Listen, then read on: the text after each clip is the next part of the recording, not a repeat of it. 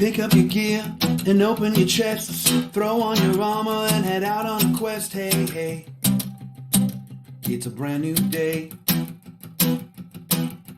On the Sword Coast, your allies will help with blazing bows and magic as well. Hey, hey, heroes on their way. Fighting forever against overwhelming odds. Fighting together in favor of multiple gods. Idle champions of the Forgotten Realms. Idle champions, adventure never ends. Idle champions, get you all out there. Idle champions, you will say it again. Idle champions.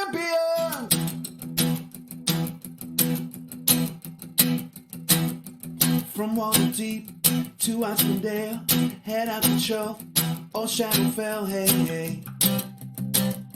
Together we stay.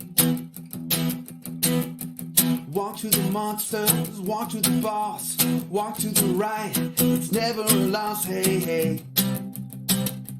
Bad guys to slay. Fighting forever against overwhelming odds. Fighting together in favor of multiple gods. Idle champions of the Forgotten Realms. Idle champions, adventure never ends. Idle champions, get you all out there. Idle champions, you will say it again. Idle champions.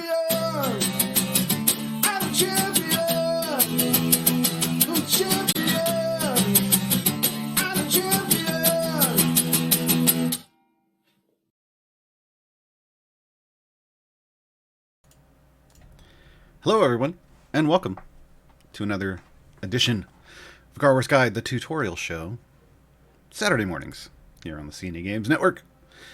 Bright and early, I guess, depending on where you live. 9 a.m. Pacifically, coming at you. I'm Gaarawarr, I'm going to be your host today. We're going to talk about Brightswords Year 4, as it kind of says, like all over the screen, I think.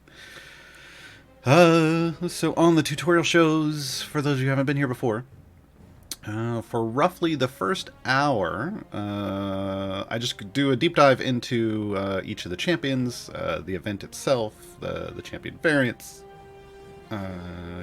events in general. We'll talk about just event stuff in general. So, you know, if you have been here before, some of this is going to be a little repetitive.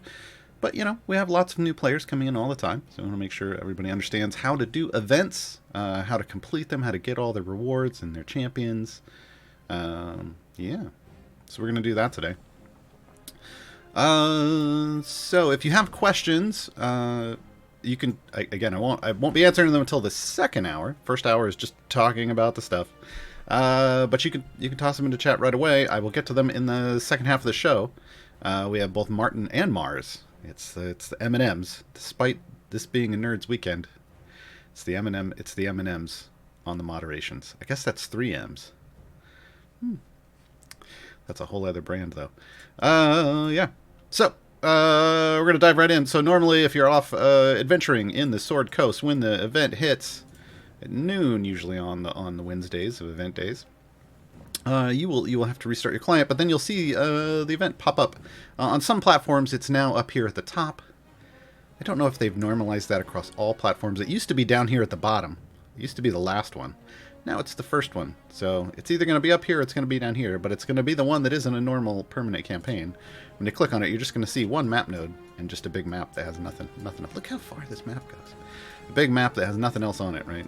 And there will be 3 little pips on it, and you'll be able to come here and you'll be able to unlock all three of the champions. It'll just have it'll say the adventure name and then the champion that you'll be unlocking with each of those, and it'll show the reward as the actual champion. Obviously, I've already started this stuff, right? I've already completed it all. This event for Brightswords, we have Turiel, who was the Year 2 champion, Lazaps, who is the Year 3 champion, and Corzone, who's the new Year 4 Brightswords champion. If you're looking under the achievements and you note that there's a Wolfgar noted, but you see no Wolfgar here, and you're confused, the way events work is they only ever provide the most recent 3 champions. So since we're now in Year 4, we're at the end of Year 4. That means no Wolfgar. Wolfgar is a time gate only champion. And then when Bright Swords returns for Year 5, as we start, not even Bright Swords, High Harvest Tide's going to be up here in about, 3 weeks-ish? It will be the first Year 5 event. The Year 1 and 2 champions from that event won't be there. It'll be only the Year 3 and 4 champions, plus the new Year 5 one. So keep that in mind. For events, you're only ever going to see the two most recent champions, plus the brand new one that's arriving with the event. So, when you do the unlock missions, each mission, you only have to get to Area 50 to unlock the champion. There are no restrictions on that adventure, and because of that, I recommend considering it a favor run. So, don't just stop at 50 on those unlock adventures. Continue pushing. Try to get, kind of as far as you can. If you're a brand new player, that might just be into the 50s, like into 54, 55, 57. You might not be able to get very far on your first run.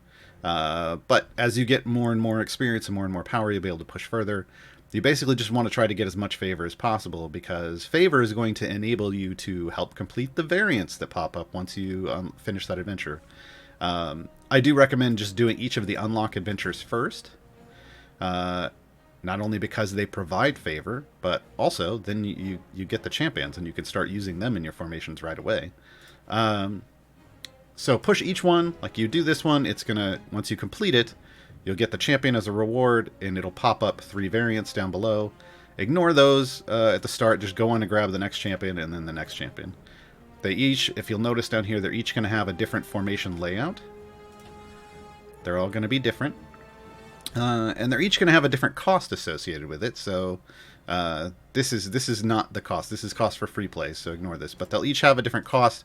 The previous 2 years will be are discounted at like a 25% of the normal rate, and the normal rate is going to be the most recent one. So keep that in mind. You do have to pay tokens during events to start adventures and variants. Those tokens for this event, owlbear feathers. Owlbear feathers. I refer to them as event tokens because they have a different name every single event, but they're always used for the same thing. They're used as the currency to start adventures, free plays, variants, etc. You earn these tokens slowly over time. It's literally 1 every 25 seconds as long as you're actively playing the game and killing things. They will drop kind of as rewards just off of boxes. So it's not like you can go farm them somewhere. You don't get more for having multiple parties going. It's literally for your game instance, 1 every 25 seconds. That's it. There's no way to speed that up currently. The way you can get extra tokens is by opening bounty contracts. So bounty contracts are consumables you get out of usually gold chests and also supply chests. They offer a reward based on time, and since, as I just stated, event tokens are awarded based off time, they award fixed amounts of event tokens based off the size of the bounty contract. So you can open those during events. You'll get lots of extra event tokens. So in this event, owlbear feathers, and you can use those to run more events or just to jump start your runs early, because you start every event at 0, unless you have a certain blessing. Usually start every event at 0 and you have to wait. So if you find yourself low on owlbear feathers right now, and you're worried that you won't be able to get everything done, don't worry. The amount that you'll get in total over the course of the event, which lasts 12 days total, is going to be more than enough to do everything, as long as you are efficient about it. And we'll talk about what that means here in a moment. So once you've knocked out all 3 of these, you've pushed deep with favor, then you're going to want to look at the variants that had popped up. And you're going to see what difficulty rating they have. My general rule of thumb for new players, veterans understand their power curve and what they can do. But for new players, you want to make sure they show like this. You want to make sure that they show as green which means easy, sort of, before you attempt them. The reason being, because as I stated before, they cost owlbear feathers. You don't want to go into one of these and spend 1,000 of your precious owlbear feathers and then not be able to complete it. Because that can totally happen if you do them without reading the restrictions and understanding how difficult they're going to be. Because that's the thing, as opposed to regular adventures that have no restrictions, variants are always going to have some kind of restriction that makes the adventure harder. So here, for Iron Stomach, which is the first one for Turiel, only champions with a con score of 14 or higher can be used. So this is a very straightforward stat-based restriction. It's going to limit your champion pool. Depending on how deep your bench is, it might limit it a lot, or it might not. I do a written event guide that's posted on the subreddit. It's usually up within an hour of the event going live. So if you want to look it up, I try to put in a list of the available champions.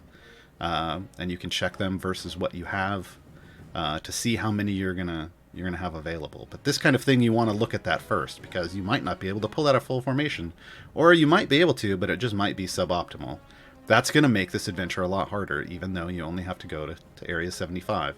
So making sure that it's easy means you're going to have a better chance at it. It doesn't mean you're going to necessarily still be able to do it, because these difficulty ratings aren't based off like what champions you have and their gear and their item levels and your blessings and your perks. It's not based off any of that. It's only based off the favor you've earned so far. Hence why I said at the beginning, treat each of these unlock missions as favor runs, because you want to get, if you're going to be in them anyway and you're not going to have any restrictions, you might as well use that time to try to earn that precious favor that's going to make it easier for you to do the variants. Because these variants, it shows reward of favor down here, but that's because I'm done with it. Every variant does give you a favor, but that's not what you're here for. You're here for the gold chest. Variants guarantee you a gold chest for their champion. So this is how you get 3 guaranteed gold chests for each champion when you do these for the first time. So make sure that you're looking at that. If it shows up and it's not showing as easy, you want to go do more favor. How do you do more favor? Well, after you finish an adventure, it becomes a free play, noted by the little blue text. You can hop back in. You get a random chest, either silver or gold, for Turiel, or for Lizaps, or whoever's free play you're doing.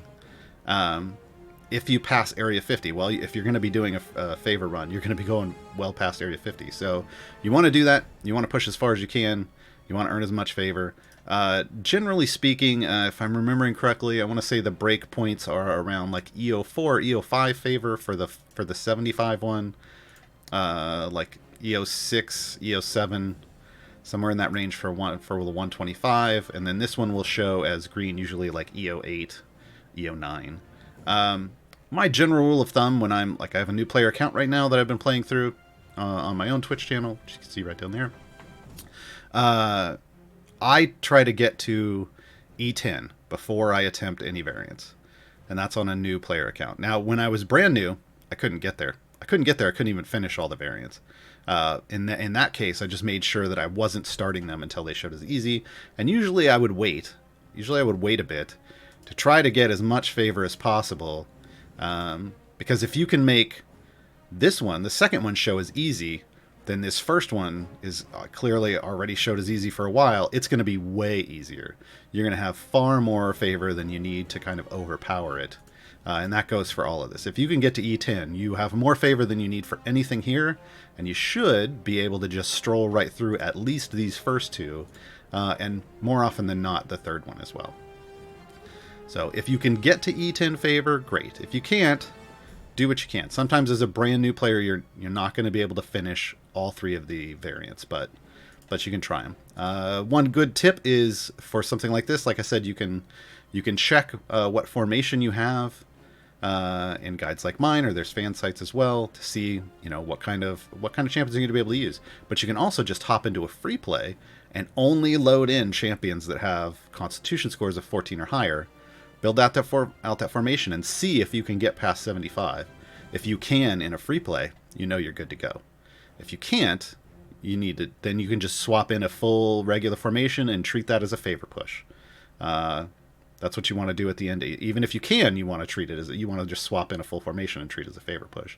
But this is a way you can test out: do I have a formation strong enough to beat these? Army of Bahamut is the second. So again, they run at 75, 125, and 175 as the area goals.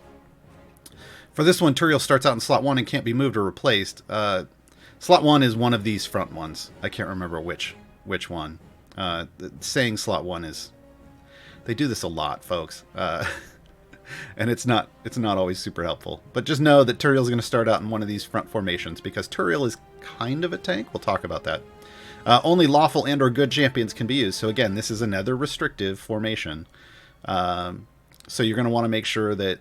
This may be another one you're going to want to make sure you test out. Like, try Con of 14 to 75. If you can beat that, switch over to, Turiel in the front and lawful or good only, and see if you can get to 125. If you can, time to test out DPS's day off, folks. This is going to be... It's going to be a little more challenging if you don't understand who can be used as a DPS. Like, who's the super secret DPS? So in this one, no champions with the DPS role can be used. So that means you can't have anyone at all in your formation, even if they're a DPS support. If they have the DPS tag on, you can't use them. So the secret here is Hitch. Hitch, who is an evergreen champion that you can unlock just by signing up for the newsletter. You open up the menu in-game, you click on newsletter, you punch in your email address, and you'll get an email shortly, hopefully, that will let you have Hitch in your game. Hitch is a support champion who used to be a DPS. They took the tag off of him. He still does lots of DPS, folks. So look for that. That's kind of an easy answer. There's that anybody can get Hitch. So try to build a formation using Hitch for this one for DPS's day off. All right. Otherwise, DPS's day off isn't super challenging as long as you understand that you need to just be using support and tank champs. Like, they can have tank as a tag, they can have healing, they can have gold find, and they can have support. They just can't have DPS at all, right? So Hitch is your friend here. For Lazaps, Lolth's Army. So again, this is just to 75. Additional drow fighters spawn in each wave. So this is what I like to refer to as a swarm variant. They try to swarm you with enemies to kind of make it so that it's harder to kill stuff off and that your tanks have to deal with more stuff. Whenever you kill any drow enemy, Lolth grows angry and tracks your transgressions. Uh-oh. For every drow killed during this adventure, the damage and movement speed of every other drow enemy goes up 0.1% additively. So what this means is the further you go in this adventure, the harder it gets. They're going to move faster, they're going to attack harder. Fortunately, you only have to go to 75. So this isn't a horrible thing. Again, as long as it shows as green, as long as it shows that you have decent favor, you should be able to do this one without a problem. Just, again, if I hadn't said it before, you treat adventures and free plays as your favor runs. Variants, just get to the completion zone, and once the dialogue pops up, do you want to complete this? Say yes and get out. Because it is almost always, there's always an exception, 99% of the time, it's going to be far more difficult for you to get favor in a variant. So just complete them and move on. I got this, question mark. Only champions with int 14 or lower, plus Lazaps, can be used. Lazaps is a tank champion. We're going to talk about that. So you're going to have Lazaps up here in the tank. So then you just have to use the not so smart champions to flesh out the rest of your formation. Again, if you're not sure who you have, you can look in my guide or on a fan site, or you can just hop into a Brightly Into Darkness Lazaps free play, and then just try to fill out that formation with Lazaps and int 14 or lower champions and see what you get. Test it out there, and work from that point on. The final one for Lazaps is Short Force Leader. Roving band of ogres have joined the enemy waves during this adventure. Lazap starts in the formation. She cannot be moved, removed, or swapped, so this is the you must use Lazap's one. All champions in the 2 columns behind Lazap's count as small champions for the purposes of her Fury of the Small. So this is nice because it's going to let you get a bit more of a bonus. We'll talk about Fury of the Small when we talk about Lazap's. All enemies have their damage and movement speed increased by 100% for each ogre battering ram on the screen additively. So you're gonna want to have good wave clear because you want to make sure you're killing those things quickly, because otherwise things could go real bad real fast. So this is one where you are gonna want to make sure it shows as easy. If it's not showing as easy and you're a newer player, you're gonna have a bad time trying to do it. You can't test this one out in a free play.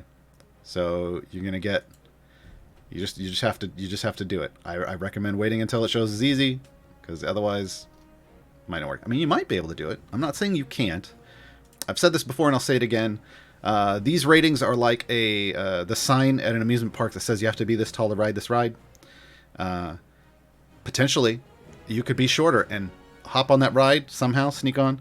I'm not saying do that. And totally enjoy it, because you love roller coasters, but you might be taller than that sign and go on it and absolutely hate your experience because you just don't like roller coasters, right? This is just kind of a measuring stick to kind of say, hey, this is what we recommend, but really you need to know what you can do and what you can't do. That's just kind of one of the inherent knowledge things you have to learn in this game. So for Corzone, the newest champion, these are the most expensive variants, so keep that in mind. As you'll know, we went from 250 up to 1,000. So again, these are the discounted ones. These are the regular price ones. So Corzone starts in the formation. It can't be moved or removed. He starts out, like, I want to say right here, kind of in the middle-ish. One of these two. Every area cursed pirate ghosts appear. When a cursed pirate ghost attacks a champion, they're stunned for 1 second. Only Corzone can deal damage to the cursed pirate ghosts, and he prioritizes attacking them over anything else. So the way I did this one was build a Corzone DPS formation. Corzone is not a DPS. I recognize that. But I wanted to make sure that every time a cursed ghost appeared, he just popped it instantly, right? So I waited until all of these showed as green, and I just absolutely obliterated this one. So it's not super challenging. You don't have to do it that way. Frankly, as long as if you've got a somewhat beefy tank that can handle being stunned by a ghost, you can do whatever you want. As long as you still have the DPS to clear everything, you're good. You're good. So there's multiple options here. It's not as difficult as it seems, as long as, again, you've got the favor for it. Grease the wheels. In every boss area, an Orc War Wagon appears to hamper the champion's progress. The War Wagon must also be defeated in order to progress. This is new. Sometimes when they add these extra enemies, you don't have to kill them to move forward. In this case, you do. And War Wagons are, they're chunky boys. So, you're going to want to make sure you've got some damage and some survivability. The effects of Corzone's Grease ability are doubled against the War Wagon. So this is fantastic. So you clearly want to know Corzone, will want to use them. We'll talk about Grease, but one of the effects of Grease is that it slows enemies' progress. So if it's slowing it twice as much, that's fantastic, right? So using Corzone here is going to be, it's not required, but it's key if you want to make this as easy as possible for yourself. Those are all the variants for this year's champions. The other question we usually get quite a bit is, Gaarawarr, which of these formations is going to be the best for me to push deep in and get lots of favor? I think you have two options. I think it's going to be either Lazap's or Corzone. The issue I have with Turiel's is this weird little bottleneck here. If you're a newer player, and you're still having to use Nieli as a tank, your DPS has to go here, and then you don't have a lot of abilities, you don't have the ability to put a lot of champions adjacent to them. If you do have some swaps, you can just put, tanks and support and then the DPS back here and surround them with stuff, but generally speaking, this is a more difficult formation layout to deal with for a lot of newer players. Whereas with these, they are single tank formations, but you can still put a DPS right here if you're using Nihilate, and you still get at least 3 adjacencies here, and at least you can get the 3 here. So these offer you more adjacencies and more flexibility for placement. So one of these two is probably going to be, or alternating between them, is going to give you some better options available to you. So there we go. We're going to hop into a Corzone free play. Let me throw this up for reasons. All right. Oh, hey, what do you know? I've already got... my Modron core was going, so it already loaded everything in. Let me pull everything out. And get us just who we want to talk about today. You can tell I was speed farming for my chests, Alright, Turiel is a slot 1 champion. Boom, there he is. These new portraits, if you're using the new UI, this shows him without his mask. But normally, in-game, Turiel wears a mask. Let's get him up to a specialization. And then we'll swap out. Okay, so Turiel, Lawful Good Aasimar Cleric. Turiel is tagged as a support champion. And around this time you're going, but Gaarawarr, I thought you said he was a tank. Well, sort of. We'll talk about that here in a moment. Base attack is a magic base attack. So great for those of you who are working your way towards Olcoria. And they're the gargoyle variant. Turiel points at a random enemy and flame-like radiance strikes them from above. The ultimate is Beacon of Light. Let's go look at it down here. Sometimes there's more information. It's about the same. Turiel pushes back enemies, so it's a big knockback across the screen wide. Slowly increases party damage for 30 seconds as long as no one in the party is attacked. So this is great against melee enemies. You knock them back, and then if you use some combination of other things to keep them away from you for a while, like, say, Corzone's Grease or Gromma's Wall, you're basically going to get a ramping buff to be able to kill them faster before they touch the party again. So it's almost like, again, I refer to him as an anti-tank because he's pushing them all back, so you're not getting any of the ramping tank bonuses, but you are getting a bonus. Yeah. Turiel's an odd duck, but he's quite useful in a lot of situations, and we'll talk about that. Embodiment of the Law is the first ability. Turiel buffs all columns behind them by an amount that varies. For each column further back in the formation they are from them. Stacks multiplicatively. So Turiel does want to be in your front tank line. Unfortunately, in this scenario, I picked the wrong free play to demonstrate Turiel. In this scenario, you wouldn't want to put him up here because he'd be alone and he's not a tank. You need at least a 2-tank front line formation to use Turiel, because again, he's not a tank. We're just showing him off today. Orders demand. When an enemy, this is why I call him an anti-tank, and he wants to go on the front line. When an enemy attempts to attack Turiel, they instead attack a different valid target if one is available. Now this is melee and ranged, folks. But more importantly, it's melee. They just kind of go, nope, you're going to go over here. This is why you want to put them in a multi-tank front line. They basically reduce the number of tank slots at the front of a formation by 1. So yeah, they just kind of move them aside. When this occurs, Turiel increases the effective embodiment of the law by 200% for 30 seconds, stacking additively up to 30 times. So this is another kind of ramping buff, but it takes them walking in, trying to target Turiel, and being pushed aside onto the other tank in your formation. Unflinching Hatred. So this is one of the things that makes Turiel really good in a place like Baldur's Gate, Descent into Avernus. After attacking a Fiend-type enemy, Embodiment of the Law is increased by 100% for 30 seconds. When Order's Demand redirects the attack of a Fiend-type enemy, its effect is increased by 100% for 30 seconds. So nice buffs against Fiends. Turiel as a Lawful Good Aasimar Cleric. Not a fan of Fiends. So you're going to get boosts for them, with them against Fiends. That doesn't mean you only ever use them against fiends. It's just a nice extra bonus. Voice of Authority. After Turiel attacks, all other champions deal bonus damage on their next attack based on their individual Constitution scores. 50% per point of Constitution over 10, stacking multiplicatively. I don't necessarily... I mean, again, this is about your primary DPS, so Turiel likes primary DPSs with high Constitution. Again, that doesn't necessarily mean that's how you build your formation. This is just an additional bonus for having... for your DPS having high Constitution. You can try different DPSs and see, but ultimately you're just going to go with whichever one's doing the best job for you, even if they have a lower con score. These bonuses stacking multiplicatively in my guide on the subreddit. I believe I did a list of what those bonuses would be based off con scores.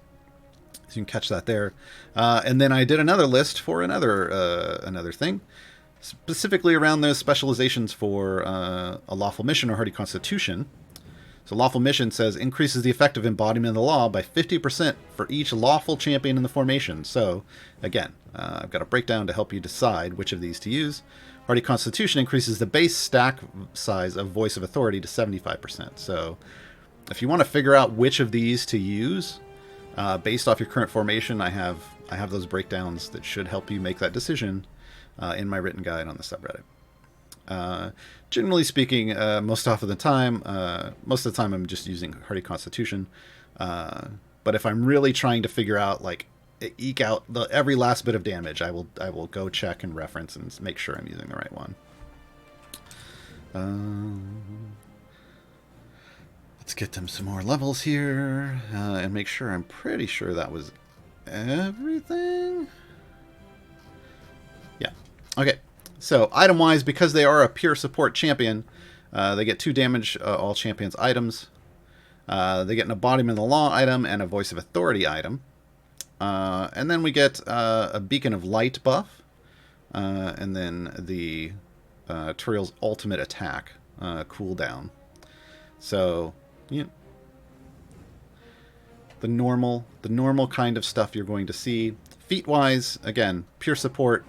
So you're going to see Inspiring Leader type stuff, which is damage all champions, Selfless Inspired Leader. You do get Voice of Authority and Embodiment of the Law at different amounts. And for some odd reason, you also get some Gold Find, potentially. So keep that in mind. If you're looking, they can help you make a little bit more money, but usually they're in there to buff all your damages. Buff all your damages.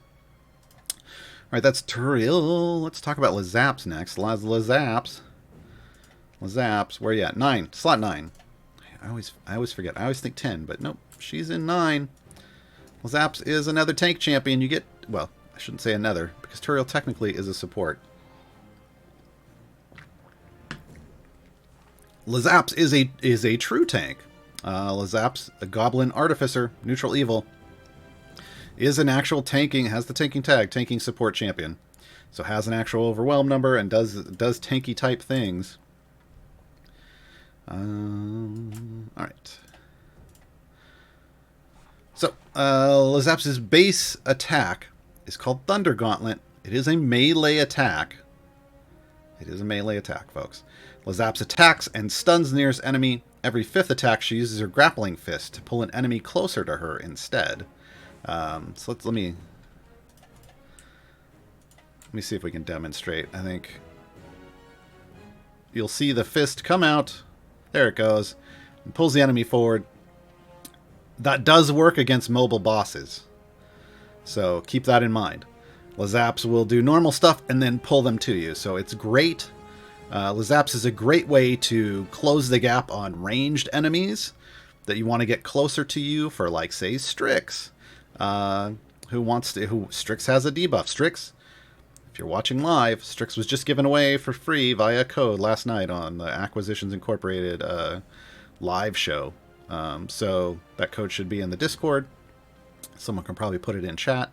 So Strix has an ability that makes enemies do damage if they're real close to the formation, or take damage if they're close to the formation.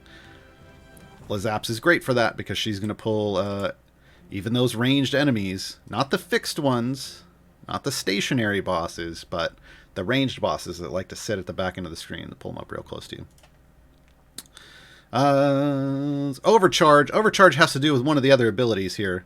So available with more than 20 power armor stacks, and we'll get to that. Lazap's overcharges her power armor, preventing it from gaining any more stacks, but increasing the effect of Tiny Bulwark and Lightning Launcher by 400% for 30 seconds. And this can change. It's kind of an alternating ultimate, depending on what's going on with power armor. So let's talk about power armor. Lazap's Artificer power armor gains 1 stack for every second that Lazap's is not under attack. So as long, like right now, it's gaining stacks because we're not under attack.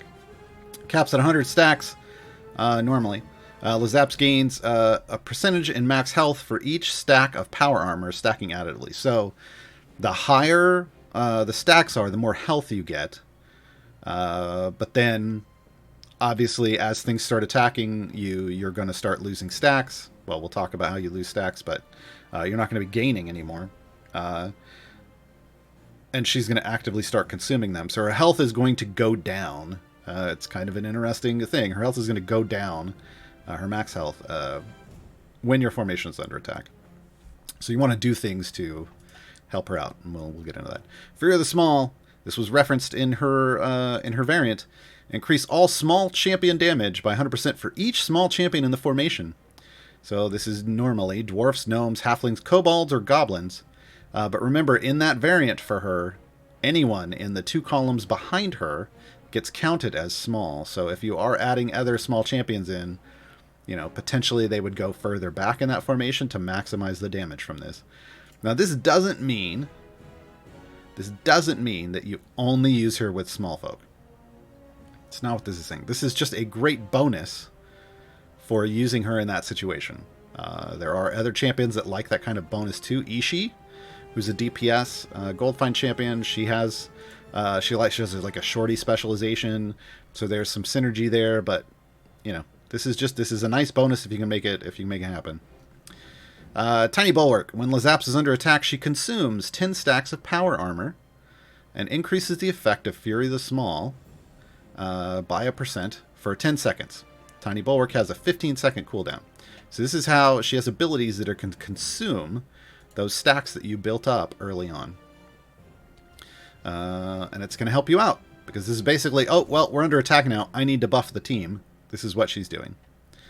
Remember, that's going to trigger... it's only going to be up for 10 seconds, and it has a 15-second cooldown, so there's going to be a window of opportunity for you to do more damage, and then you're going to have to wait for it to come up again. Shield of Sharn is just the what I consider the standard health share on tanks. If you'll notice, Turiel didn't get that because he's not a tank. He's kind of an anti-tank. 25%. Lightning Launcher, this is the other consumption ability. So when Lazap's is under attack by at least 5 enemies, she consumes 15 stacks of power armor and activates her Lightning Launcher, targeting one of the enemies attacking her and striking all enemies in a line, causing them to take more damage for 7.5 seconds. Lightning Launcher has a 10-second cooldown. So again, another consumption ability to help you kill things off when they start attacking you. This one does have the requirement of at least 5 enemies, which means if you just have a boss on the screen, it's not going to fire off. But we'll talk about that situation here as well. So Recharge and Overcharge is the ultimate. So we read Overcharge because she was already full of stacks. Let me take this off again. Let's see if we can consume and get it to change back into Recharge. Basically, Recharge does what it sounds. It's what it sounds like. It's going to consume, or it's going to build a bunch of stacks for you to recharge your power armor, even when you're under attack. So it's a way that you can get, because again, this one prevents it from gaining more stats, but it increases the effect of those consumption things, right, for a while. So this is going to let you boost your damage when it's an Overcharge. Recharge is basically going to let you kind of build those stacks back up, even though you might not be gaining them. So now I'm out. Now it's at Recharge. So it's 20 stacks or less. Lazap's immediately regains all of her power armor stacks, and for the next 30 seconds doesn't expend any stacks when triggering power armor abilities. So Lazap's basically has an ultimate that I refer to as an active ultimate. You want to actively be playing because you want to use it either to overcharge or just to recharge, right? Because do you want to just use those abilities regularly? Then you want to wait for her to run out, and then you want to hit recharge. And for 30 seconds, she's gonna get free uses, which is only a couple uses of each one. Otherwise, you do it at the top to gain more. But see, now we immediately go to 100 stacks.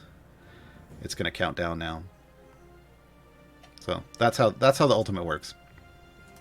I should probably. Well, no, we'll let her take some damage. She's a tank; she can handle it. Oh, we're already into the specialization. Okay, so the specialization helps you change how some of this stuff works. So stolen power increases the max stacks of power armor by 100%. So that means instead of 100 stacks, you can get 200 stacks, which is great because this helps you in multiple ways. It makes her more tanky. Because remember, she gets a % health bonus for each stack. So it can raise her max health. But it also means you can use more of those abilities before they run out. So popping off on Overcharge, when you have that available, means you're going to be doing an Overcharge at 200 stacks and getting a multiplier on what's going on. Oh, wrong button. Here we go. Team player. Lazap's tiny bulwark and lightning launcher abilities now trigger when any champion is under attack by the requisite number of enemies. So this is if you're not using Lazap's in the front line, or if you are, but it's a multi-tank front line, so maybe like 3 champions. I think of those 3 tank front lines like you see in Avernus. Oh, is it Avernus? Yeah. Yeah, this is going to make it so that it's popping off even if she's not the one being attacked. The Zapper, a term that makes a lot of players twitch. After Avernus, reduces the number of enemies required to trigger Lazap's lightning launcher to 1. So this is what makes that work against bosses. Increases the effect of lightning launcher by 100%. So the Zapper is kind of the boss killer. If you really want that bonus and you want that lightning launcher to work against the bosses, that's the Zapper. If you just want a straight overall strong tank that's going to give lots of her consumption abilities off before she runs out of power, stolen power. And then team players, if you're in a multi-tank formation, she's not the only one that's going to get hit, so she might not be able to use that stuff all the time. Yeah. I'm going to go stolen power because I like all of the stacks. All right. I believe that's it. Yeah, nothing after that for her. So as a tank support, she's going to get her damage all champions items. She's going to get Fury the Small increase. So that's for those small folk. This is why people like to use her with small folk. This is power armor. This is the power armor effect boost. This is effectively her health item. It's just they went all in on linking it to that ability. Yeah. So she doesn't get straight health. She gets it through her power armor. And then there's Tiny Bulwark and Lightning Launcher. So you'll note there's nothing that has to do with her ultimate because her ultimate is that active ultimate that's about either overcharging or recharging her stacks. Alright. As for feats, you get the support, the damage all champions items. You get the health, so you can get some health through feats. You get a Fury the Small bonus, but you don't get bonuses for anything else. So they are trying to push you into using her with small folk, but that doesn't mean that's the only way you have to use her, folks. One thing I do want to point out is Lazap's has a cool kind of active image swap feature. So right now you'll notice you can see her face. You can see her face. Now, once she actually gets someone attacking on her, her kind of face shield slides down into place, and now she's armored and ready to be the full tank. I really like that. I really like that. And you can see it built in there. Now it's coming back. It basically just slides back and rotates back when she's not being under attack. So let's put our tanks up here. Let's put our tanks up here like this. Not that it matters on this level. Here, we'll move forward. And now let's talk about Corzone. Corzone is in slot 8. You kind of can't miss him. So Corzone comes to us from the Ox Ventures Guild. So that's outside Xbox. If you've been watching lately, they've had some promotional streams. Chaotic Neutral Human Rogue. So his base attack is Shadow Step. He attacks a random enemy from the shadows. So that's So he's basically going to disappear and stab somebody from the back. But it's a random one. Corzone is a lot like Jarlaxle, folks, except Jarlaxle, not only in the base attack, but also the ultimate. Jarlaxle always attacks the furthest enemy, though. Corzone will attack a random one. And this comes in handy with the other supplemental features Corzone has. Oh, see, we're seeing some grease already. So let's talk about grease. Grease is the word. We'll get there. Pirate's Code first. Corzone increases the damage of all neutral champions in the formation by 1%. Now, they put in parentheses here, good, evil axis. This has really been confusing some people. And I think it's people who just aren't D&D people, because this whole idea of an axis, like this alignment up here, is what we're talking about. This whole ideas of axes are pure D&D. So there are two separate ones. There is as we see here, chaotic, neutral, lawful on one side, and good, neutral, evil on another side. Notice neutral is in both, right? This is what confuses people. The neutral that Corzone is talking about is the neutral he is. It's the neutral on the right side here. So it is the good, neutral, evil axis. So you know, good or evil isn't showing up in his alignment at all. That's because he's neutral here, whereas he's chaotic somewhere else. Lazaps is neutral evil. Does not qualify for this feature of Corzone because you see good and evil here, or evil. You see evil here. So she is a neutral on the lawful, neutral, chaotic side. Does not qualify for this ability. So when you're trying to decide, like, am I buffing a neutral champion on the good evil axis? They have to have the neutral on the right hand side. There is an exception, sort of.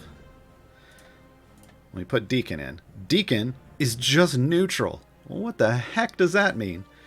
It means he's technically neutral. He's neutral on both of them.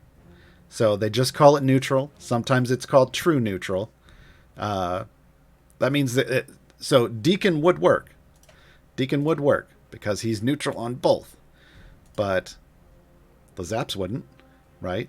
And if someone was neutral good, they wouldn't work either because they have to be lawful neutral, chaotic neutral, or just neutral. That's what you're looking for here with Pirate's Code.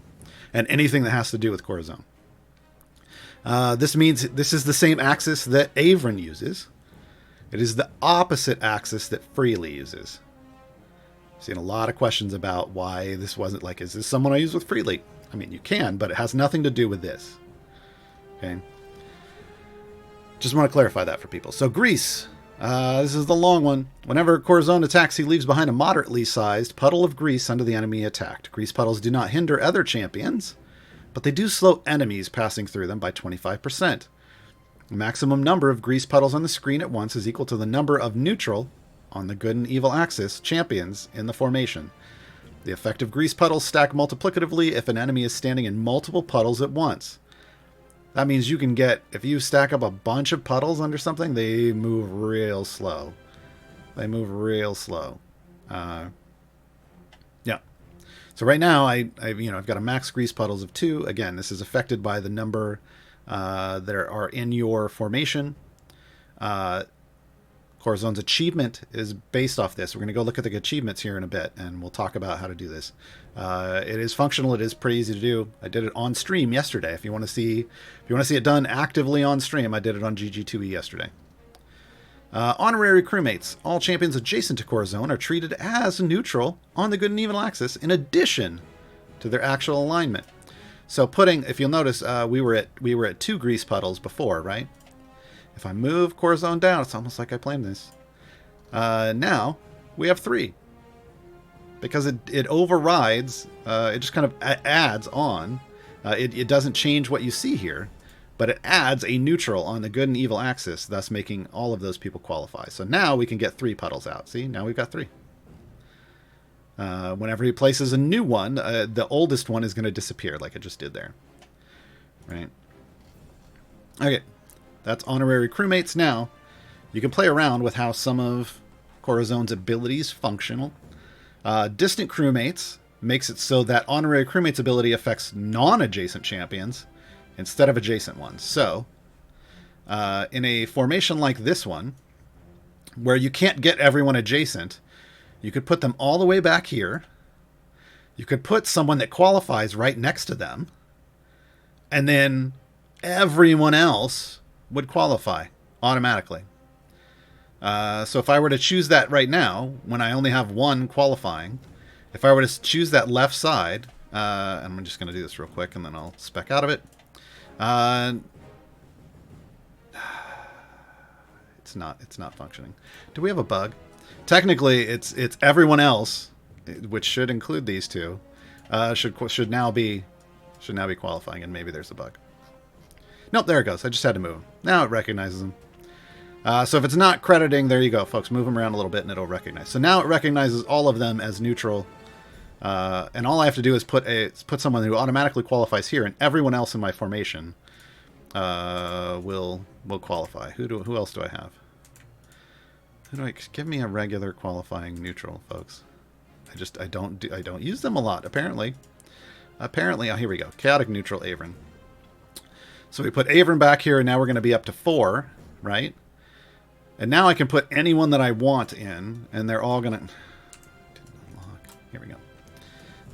Anyone that I want in, and we already saw that these didn't qualify before. These didn't qualify before, and now they're going to. Boom, now we're going to have 10, right? So this is how you can set up for the achievement, but this is also how you can just set up if you want to just make sure that you have all the grease puddles, like all of them. This is just going to leave tons and tons of grease puddles all over the place. As we'll see here. I'm just going to leave it, and we'll build up a bunch of grease puddles. All right, so that's how grease works. That's how honorary crewmates works. That's how that specific ultimate works now, or that specific specialization works. Let's change their specialization. So now, actually, this isn't going to work.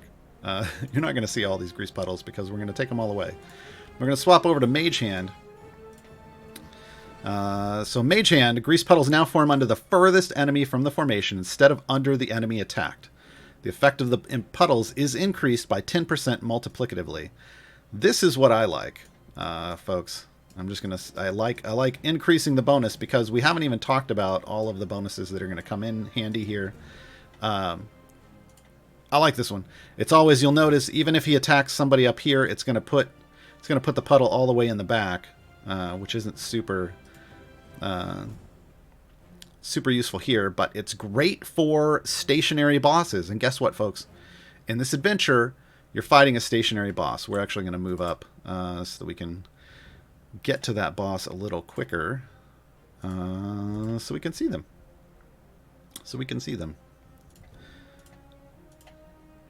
All right. So that's the difference between the two specializations. One, you make it so that you can set up more people to build more grease puddles if that's really what you want. The other is you can focus where the grease puddles land. Always over here where they're walking in, which is great for slowing enemies as they come on the screen. If they're always going to be walking through that pool, that's great too. But they're also great for dealing with stationary bosses. Corzone could potentially... we've got to see somebody test this out, and I'm coming up... I may have to test it out on my new player account soon for a patron version. But Corzone may help you unlocking Dragon Bait, because Valindra is a stationary boss, so you may be able to stack up tons of grease puddles under her, and then use the ultimate, which we haven't unlocked yet. It unlocks a little higher. There it is. So, Corzone's ultimate, Fiery Bombardment. Corzone's ship, the Joyful Damnation, fires flaming cannonballs from afar. Sound familiar, folks? Jarlaxle does this, except they're not flaming. This bombardment damages all enemies and lights all existing grease puddles on fire for 30 seconds, so it's basically Jarlaxle plus. Enemies in the flaming grease puddles are dealt 1/30th of the ultimate damage per second and take 100% more damage while the puddle is on fire. So there is a debuff that applies there, as well as just taking damage from the ultimate. And the grease puddles. So setting up a bunch of puddles under a stationary boss, like as many as you can, like Valindra or the boss on this in this event, and then calling down the ultimate not only gets you the multi-hit damage from the ultimate like you get with Jarlaxles, but it also lights those grease puddles on fire, and those grease puddles burn for 30 seconds. That's a long time. So think a combination of Jarlaxle and Krull. That's what you're getting with Corzone's ult. And Krull, if you know, has one of the most devastating ultimates in the game against multi-hit and or armored bosses, as long as you have the damage to take off chunks. Just truly overpowered. I kind of call it the Krullening because he just deletes things. This is the same way, but it takes some setup first. So Goat Pirate, the last ability, increases the effect of Pirate's Code by a small percent, each time Corzone attacks, stacking additively, lasts until the adventure completes. So Corzone is one of those champions where if you want to use him to the best of his abilities, he needs to be in as soon as possible on a run and stay in the whole time so that you can buff up Pirate's Code as much as possible. So where are we at right now in Pirate's Code? We're at like EO4. And if we look down here on Goat Pirate, we're getting a 4% bonus. It's going to be going up here, 4.6. It's just slowly. Every time we get a new attack, it goes up a little more, and a little more. So the longer they're in, the more they attack, the bigger your Pirate's Code buff is going to be. So keep that in mind. If you're fine with just the basic buffage, then don't worry about it. Then just use the basic buffage. All right. Items. He has support, so you get damage all champions. You get Pirate's Code and Goat Pirate, so this affects that long-term build-up stuff. But that's it. It's all about the Pirate's Code. It's all about buffing Pirate's Code. So this is kind of double item support into Pirates, making Pirate's Code the biggest thing you can do, right? And then you get ultimate attack damage, fantastic, and cooldown reduction, fantastic as well, because the ultimate, really strong. As far as feats go, you get the usual support stuff, damage all champion. Oh, here we go. Hold on, let's back off. Let's finish talking about this before we go talk about the boss, because the boss deserves its own segment. Pun intended, I think. Pirate's Code gets 2 feats. Goat Pirate gets 1. So again, they really want you to go all in on... I should just assign these. On these features of Pirate's Code and building up the bonuses, right? Okay. This is going to be interesting. Let's go talk about the boss. Talk about the boss of this event. Oh, you know what? No, let's talk about achievements first, because this is actually pertinent. Okay, so remember when I said earlier, if you look in achievements, Wolfgar's going to show up. There's no Wolfgar in this event. Wolfgar's time gate only. You can get Wolfgar's the Recruit, the Swords Cross, the Barbarian Relics, and the Legend of Wolfgar, all outside of the event. That's fine. The complete all 3 variants you can do. It takes 3 time gates, but each time gate you get 1 of the variants. So you can do this with 3 time gates over time. You don't need to just try to farm it. It'll happen. But everything else can happen outside of an event. That's fine. The only things that have to happen in an event are these numbered ones. And I had somebody ask yesterday, aren't these the same thing? Isn't this a duplicate, but with different names? Yes and no. The Long Dark arrived with Wolfgar. And No One Got Curse arrived with Corzone. Presumably in year 5, we might see a second 225 one. That's what I'm thinking. They might just start stacking 175s. I don't know. The Sacred March arrived with Turiel, and Deeply Into Darkness arrived with Lazap. So these have to be done in an event, but it can be done in anyone's free play, because as you note, it says in any Brightly Into Darkness free play. It doesn't have to list a champion. So you can do, if you have a lot of power, you can knock all these out in one free play. Let's talk about the specific ones, though. Turiel, Fear of Bahamut have both effects of Unflinching Hatred active at the same time. Order's Demand has at least 15 stacks. So this is just about using Turiel per their abilities. So remember, Unflinching Hatred and Order's Demand. So if we go look, Unflinching Hatred, right here, this has to do with Fiends, right? So this is going to have to be on a place with Fiends. And then Order's Demand is the moving people aside. So you need to be on a level that floods you with Fiends, and you can move them aside, and you'll stack up both of these. You'll stack up both of these. So a good place to do that, Avernus. Avernus has lots of Fiends. You could technically also find a place to do it in like Mad Wizard. Mad Wizard has Fiends, but if you don't have Avernus unlocked yet. For Lazaps, Overpowered, consume 10,000 stacks of power armor. Well, that's pretty straightforward, folks.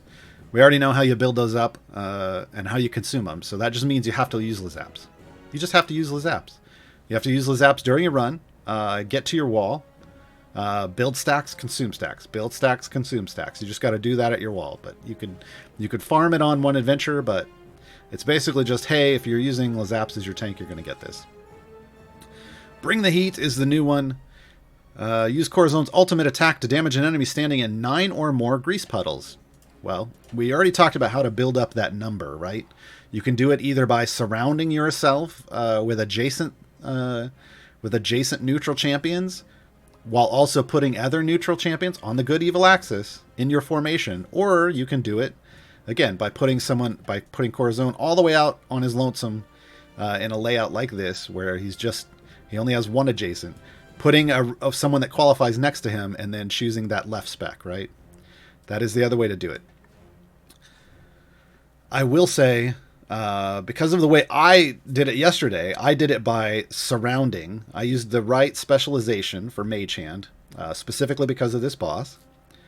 And I surrounded him with, regular people, and then I put others on the outside. Obviously, that takes a very specific bench to do. But I liked it because of this boss. Hold on.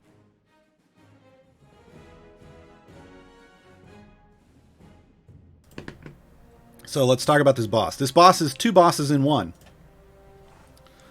So we have Beliaral Tavabent and their huge Spider Queen pet.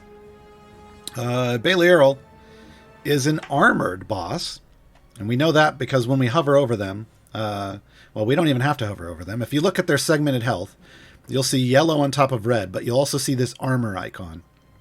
It's a shield. Wow. All right, you see a shield on it. This means they're armored. You can also hover over them, and you see normal health, right? Like E14 HP. Well, this means you have to do a minimum amount of damage every time you attack them to be able to break one segment. So you can't just punch through multiple at once. It takes each attack. So usually you're using like a multi-attack champion. That would be great.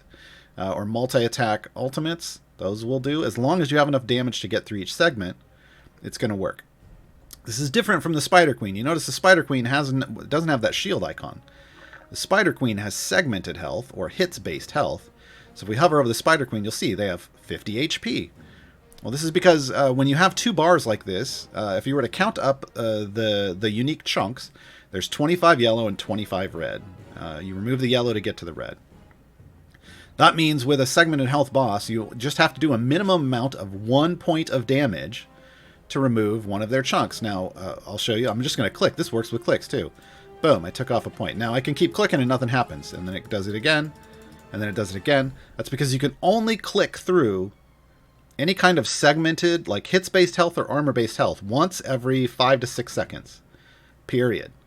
Even if you can do enough damage. So familiars won't choose this. Familiars will always be attacking the closest target to your formation. So if I put a familiar in, it's going to start killing it's going to try to start killing all of these, but we got overrun.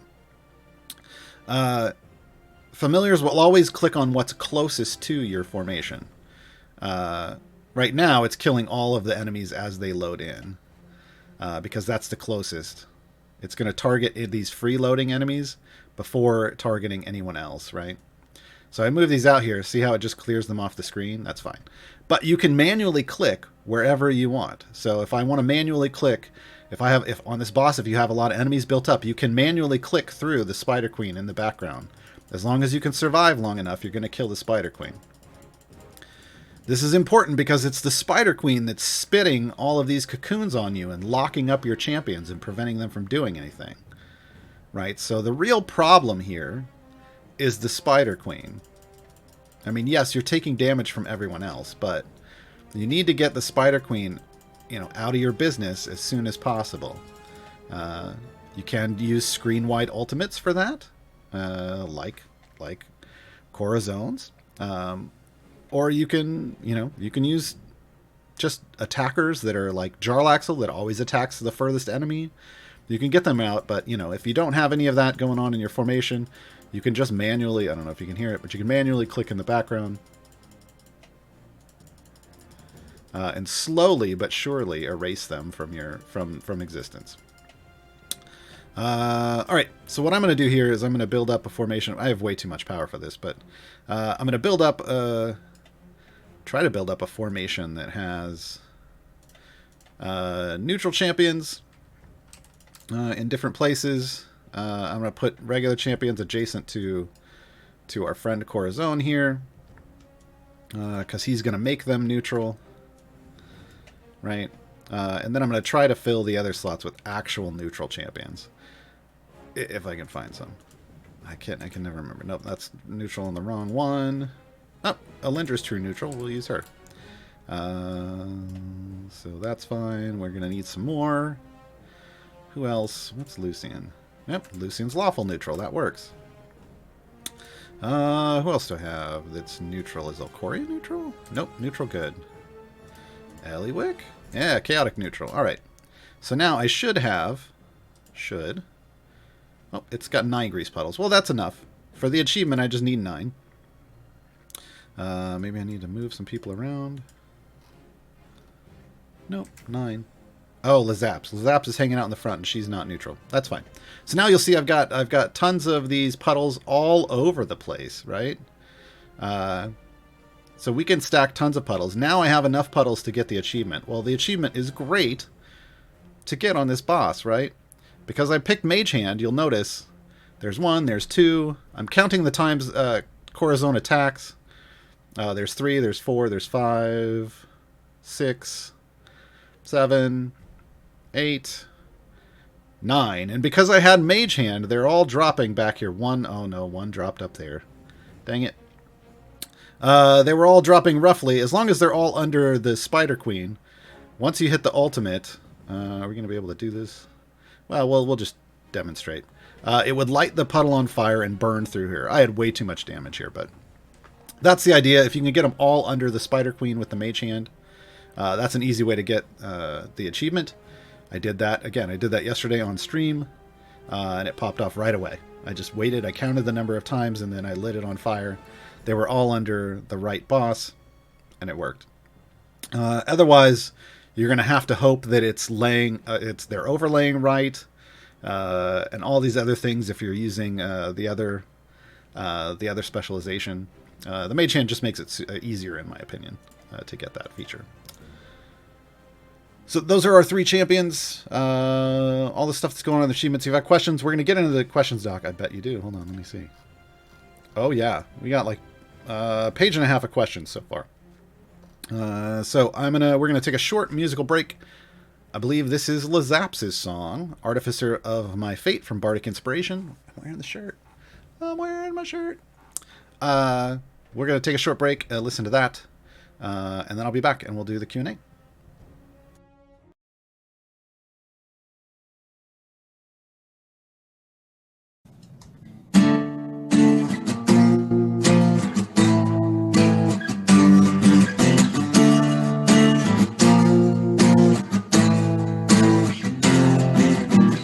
Down in the cards, your dreams are ground up every day. To keep the heart of Sean alive, you pound away. But not for me, I will not live my life this way. I'm gonna make it up and build my own escape.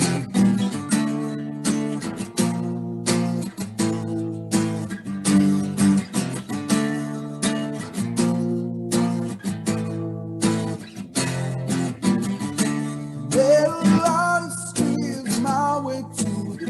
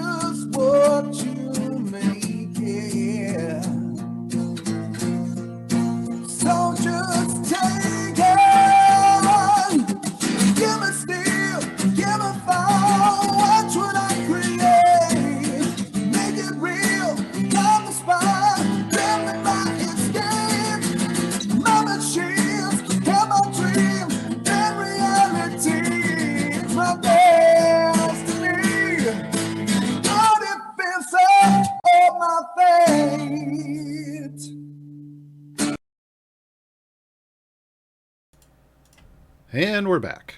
Welcome back, everybody. Make sure, did I have everything right today? I didn't even check earlier. Yeah, it looks like I did. Yay me. Yay me. Let's go. For those of you who are asking, how do you put codes in? I think there's help in chat, but you do what I just did there. Basically, you go to the shop, you click the unlocked chest at the top right, come to that screen, you punch the code in, voila. Chests. And free stuff. And free stuff. So, I'm going to dive into the Q&A stuff. I'm going to target things that are about Brightswords Year 4 and their specific champions first. Then we'll come back and we'll talk about any of the generalized questions people put in chat, which it does look like there were a number of them. It does look like there are a number of them. Let's see. Gerkefta, does Corzone's Grease Puddles achievement really work? Yes. Yes, it does. They say neutral, evil, good, but the maximum I get is 7, even with all champs being neutral, evil, good. Well, here's the thing. You're writing neutral, evil, good, as if neutral and showing evil are good, and I think we talked about that earlier. They need to all be either chaotic neutral, lawful neutral, or just have it say neutral. If you see good or evil showing up on a champion that isn't getting the benefit of Corzone's buff that turns them into neutral as well, then it's not gonna work. Also, as you just saw, you might have to just shuffle the champions around in a bit in the formation to get them to pop and recognize that they have been changed and now count as neutral. I just tuned in. We're back on that Axis talk. Look, this is what the good the good neutral evil and lawful neutral chaotic Axis thing is super confusing to people who don't D&D. And this is a champion that uses that, so you're gonna have a lot of questions, and that's okay. That's okay. All right. Is it Roller Frame? Is it worth it to buy a Corzone chest for 10,000 feathers? No. No, it is not. Let's talk about that. Under free plays, when you're doing a free play, the first time you do an event free play, it costs 500 of the tokens. Every time you do it again, it costs 500 more, but it caps out at 2,500. So the max cost for free plays is going to be 2,500 tokens. That means you can do 4 free plays for 10,000 tokens. The 10,000 tokens in the store gets you 1 gold chest. 4 free plays is going to get you a chance. Every time you do a free play, you get a chance at and you get past level 50. You get a chance at a silver or gold chest. Now, you are guaranteed, based off a pity timer, that if you do not get a gold chest on one of your first 3 runs, you will get it on the 4th.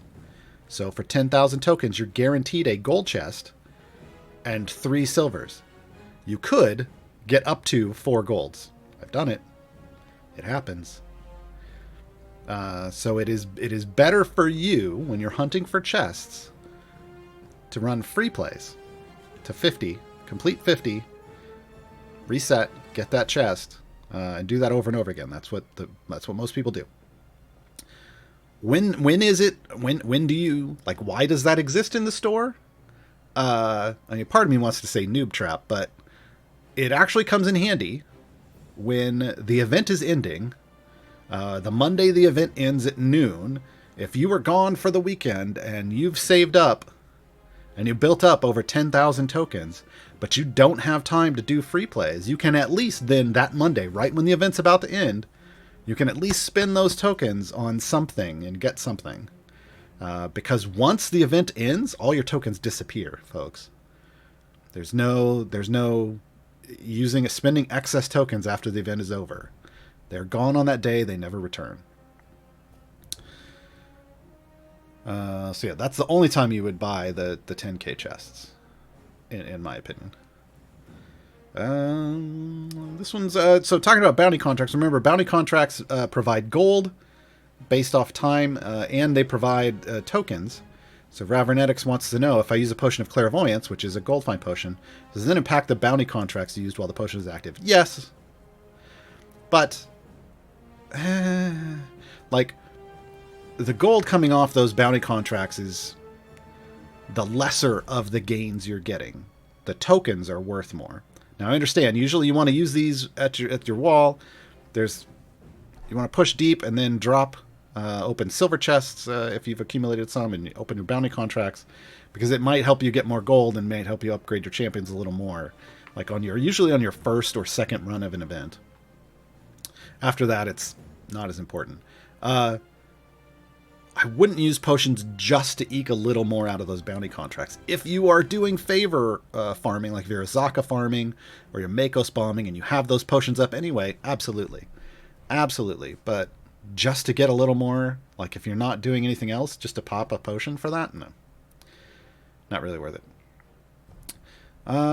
Kitty McSparkles. Should I farm event favor for the areas where I'm at soft cap or the areas I have yet to complete? I feel like Kitty, I feel like you're asking me where to convert. Like, where do I convert my event favor after the event is over? It feels like that's the question here. Because it doesn't make sense to me otherwise. When you go at the end of the event, you're going to get to convert, you're going to get to use the favor that you've earned as a multiplier. You don't just add it to another campaign. It multiplies against your current campaign favor somewhere.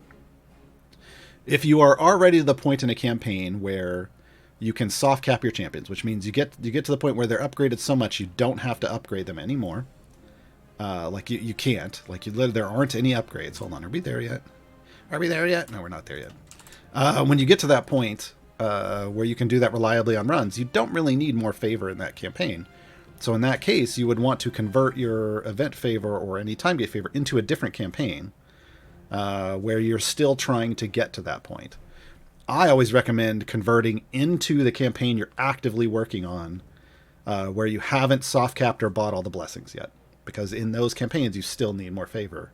And you're going to see that return on your investment right away. Any suggestions for campaign adventure areas to try the Corzone achievement? Well, my first one is just that boss, right? As people noted in chat,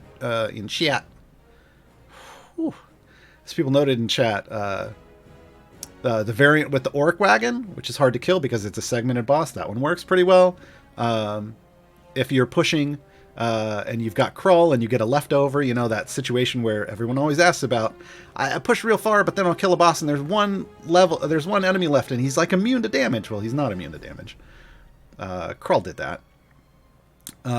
If you're not using Krull, ramping damage from the boss did that. But either way, you're left with you get a leftover.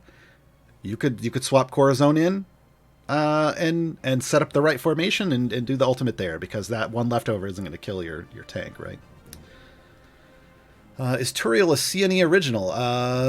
Yes.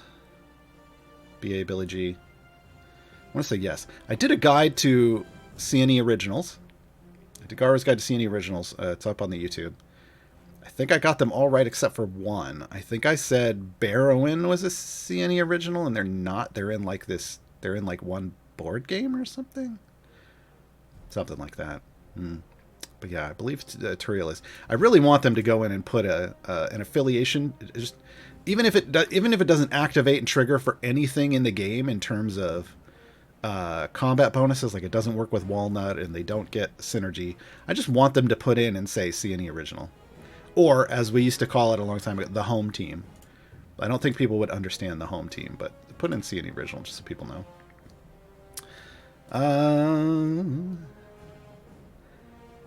Let's see.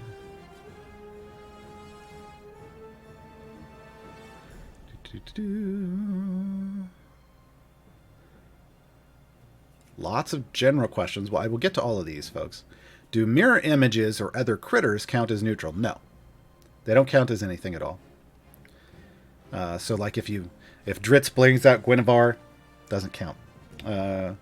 Mirror images on Avon, doesn't count. Those aren't actual champions. For Corzone, I see max grease puddles, but is there a place that shows how many are placed currently? No.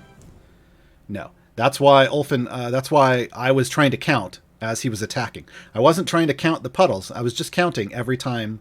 I was ticking off on my fingers every time I saw Corzone attack, because he's going to drop a grease puddle every time he attacks. So that's the way I personally keep track. Gasoline. Is Turiel only really viable for the formations where you should put 2 characters in the first column?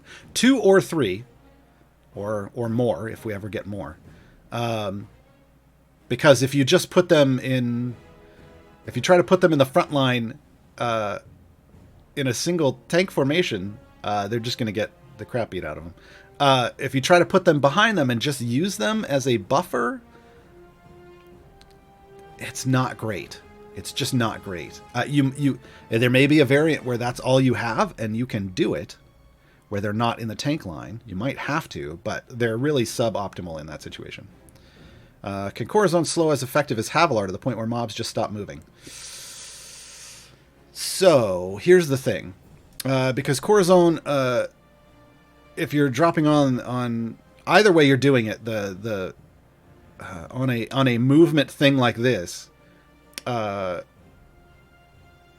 it functions differently, right? Like he's putting the puddles out there, and then then something's having to walk through them.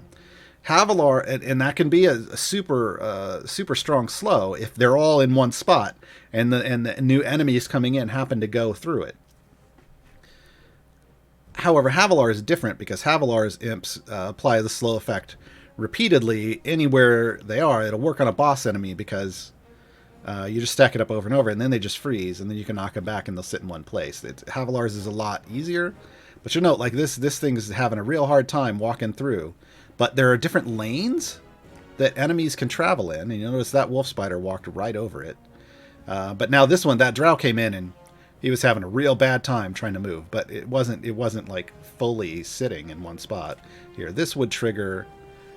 All of those landed. Oh well, no one was up there, but almost all of them landed in one spot. That would have triggered the achievement. I already have it, so it doesn't matter. But yeah, and so it's not as good as Havilar in that regard. It's real slow if they walk through it, but it's not as good as Havilar. The burning puddles carry over screens too. Not sure if that's intended. I don't think it is. But bonus? Like we just saw it there. Bonus? I think any grease puddle that gets dropped during that 30 seconds post-ultimate lights on fire. I don't think that's intended, but I'll take it. Corzone is also neat because he makes non-neutral DPS qualify for Mert's Heart of Neutrality perk. Is there anything else that converting to neutral helps with? That's the kind of stuff that you're going to want to look for. So they're talking about over here. Here we go. Increases the damage of neutral champions by 150%. So that does give you a little bit of a boost. And sometimes you'll take every boost you get, but Corzone would apply this if you've got it. You just kind of have to keep an eye out for any buffs or any champions now or in the future that trigger off things like that. What champion from the event would you recommend to get to spend event currency on? My recommendation, I do this every time usually, is split it up between all 3 of them. On my new player account, that's what I'm doing. I'm all in on Corzone this event, but that's because I have all the other champions in full epic on my main account. But I split on new accounts. I split up between the 3, and honestly, I find all 3 of these equally as useful. I think they're all solid mid-tier champions. How do you get Wolfgar? From a time gate. From a time gate, or from the shop, or from the catch shop. How much favor, in general and during an event, how much percentage favor should we try to reach before resetting when pushing? Cincy 27. That's not how you want to think about it. I understand that would make it easier for you to give yourself a goal and a target, but that's not how you want to think about it. The reason being, like, I have a lot of favor in this event. If I just gave myself a goal of I want to push till I have 100% more, that could be super difficult because I could push real far and not really get any. And if you set it too low, then you might reset too soon. If there's still a lot of favor still left to be had. So what you really want to think about is how much, not percent, but how much total am I getting? And how fast am I earning it while in the adventure? And you use this little hover up here, the arrows. You can't see it because I'm covering up with the champion spotlight. But there's arrows, and there's a little thing up here that says Tempest's favor, and it tells me the total and then the percent increase. What you need to do is you need to learn to push as far as you can. And when you hit that wall being where you have your optimal formation, but you just can't kill all the enemies and they end up wiping you and you fall back a level. And then you end up sitting somewhere where you can constantly kill and they can't kill you. That's your wall. You need to look at how much favor you're earning. Are you constantly earning favor and still able to upgrade your champions and potentially push your wall? Or are you truly at the point where you can't earn anything else? You're earning gold, it's coming in, but it's really slow. And upgrades aren't letting you push further. That's the point where you're kind of wasting your time. You can try Makos Bomb, you can try to Azaka farm. These are gold farming techniques. Makos is a core champion. Azaka is an evergreen that you unlock into Annihilation. They can help you get more gold above what you might normally earn with certain strategies. You'll have to. That's a whole other thing. You'll have to look those up. But at that point, it's time to reset and do it again. And then you want to keep running favor farms like that, and keep going until you start seeing. I look at orders of magnitude, so I use scientific notation. So if you're at EO9, like if you're at 2 EO9, and on your run you get 4 EO9, that was pretty good. You may want to keep. That's a good enough for you to do another run after that to try to get to E10. But if once you get to 1 E10, your next run is still earning you EO9 favor and you can't get any more, now you know that's basically the most favor you're going to get out of this. Because running, it would take you lots of runs. It would take you, if it takes you over 3 runs to get to another order of magnitude, you're at the point where it's probably not worth your time unless you're still trying to complete variants. And generally speaking, if at a certain point, if you're getting lots of favor, if you're getting like E20, if you do another run and you don't even go up to E21, you're done, right? So, but you have to learn. One of the things you have to learn is just how to push to your wall, how to read your favor gain, and know when is now the optimal time to reset. I don't recommend sitting at your wall farming favor for more than 30 minutes to an hour. If you're running speed potions, 30 minutes max. If you're not, hour max. Anything over that, you may as well have just reset and done a new run, because that favor should help you push through faster again and get to that same point, potentially in roughly the same amount of time. Especially if you've got speed potions to use. Let's see. Any more specifically about the event?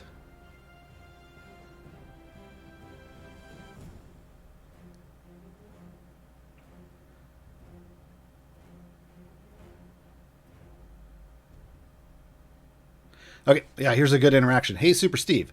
So if you're using an Ashara DPS formation, and you have Avon set to neutral, which is what you would want to do with Ashara DPS, Corzone will make the mirror images pop up all over because he'll add neutral to the other champs? Yes. You have to keep that in mind. Ashara, Avon, and Corzone don't really work well together. Unless you're just focusing those neutrals, unless you can just somehow focus so that the only ones that are neutral, like you keep it the adjacent, Corzone's adjacent, so you use the Mage Hand spec, and then you only turn neutrals that are next to Avon, potentially including Ashara herself, since she already has it, because Avon does get also another buff for making sure that those mirror images show up around him. But generally speaking, yeah, Corzone may not work well for that situation. Any tips for Corzone's achievement? Tough Nuts, I just did that. Also, I did it yesterday.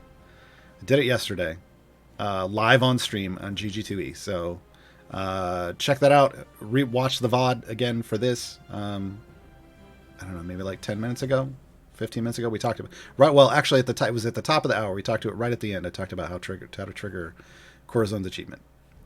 So let's do all the general stuff. Are the weekend buffs bugged? I'm not even going to finish this J-Dog.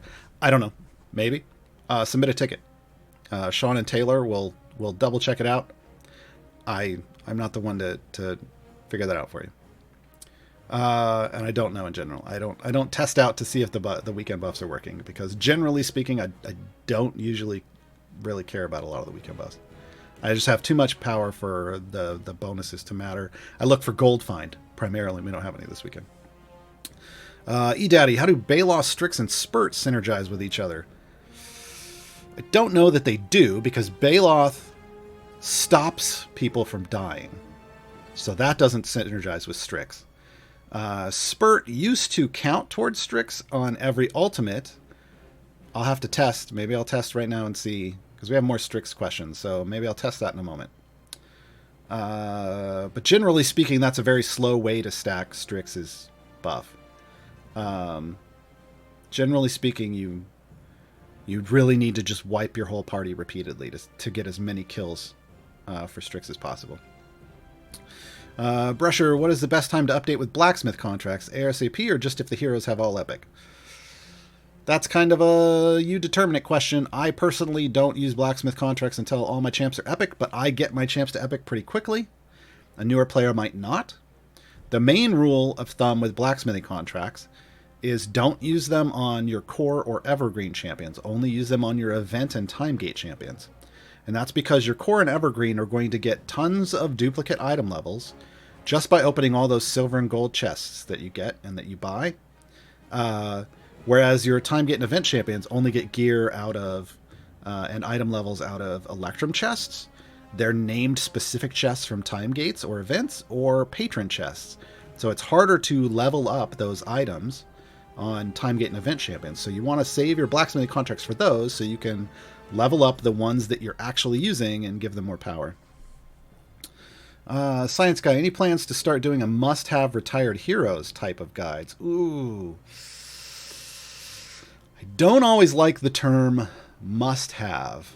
We've talked about them. We've done some guides to the meta recently, so maybe we can dip into something like that. I'm going to make a note. Must-have retired champs? Question mark. And I'll talk about it with C&E. But usually that's saying, oh, you have to have this champion or something, and I don't know. I mean, there are definitely some nice champions that are now going to be in year 1 and year 2. But, yeah. Is Gar caught up on questions in chat? No, Star Chaser. I just saw that, but no, I'm working through all the back questions. Famine Dragon, how hard is Split the Party 2? I'm going to break this up. I'm going to answer a question you didn't ask. How hard is Split the Party 1? If you qualify it for it, you can do it. I believe in you. In fact, I know you can do it because I did it on my new player account. I did it with core champions for all the way through to the final removal, and then just flooded my party with whatever I had. You can do it. Split the Party 1. Don't be daunted by it. Just read my guide. You can use my exact choices. Read my guide. You can finish it. Split the Party 2 is either harder than 1 or easier. And what it comes down to is how far your Modron core got leveled since you did Split the Party 1. Because what you need for Split the Party 2 is gold find. So you want as much gold find as possible. So you can if you can focus your Modron core onto gold find nodes and make sure they're all epic, and then go into damage. That's going to help you out a lot. Also, make sure you go in with Clairvoyance potions. Clairvoyance potions, so you have lots of gold find, because it's really just about having the gold to level up your champions to keep up with that health curve that the enemies are just getting tons and tons of health over and over every time you move forward. You really just need to keep up with the gold and keep your champions doing lots of damage. So I haven't done it yet on my new player account, but I'm doing it soon. Once I've done that, I'll have the highlight for that on my Twitch channel. I'll upload it to my YouTube, and I'll update my Split the Party guide, but I haven't got there yet. Vampish Given, was Nerds available only yesterday? No. Nerds, folks, if you're looking over here and you're going, Nerds are a champion now? Nerds are a champion now. There's a cross promotion that Wizards of the Coast was doing with Nerds. So it's Nerds X D&D. And they decided, hey, they told Idle Champions, hey, we're doing this. How about you throw a Nerds champion in the game? And they're like, no, I mean, we can... What? Yeah, sure. So now there's a Nerds champion in the game. They are earnable by buying Nerds, getting a receipt, filling out a form on the website. That's there's a blog post for it. Maybe they can drop a link in chat. There's a website for it. You fill out the information, you submit your ticket. They email you, usually in about 5 minutes, a code for the Nerds Champion.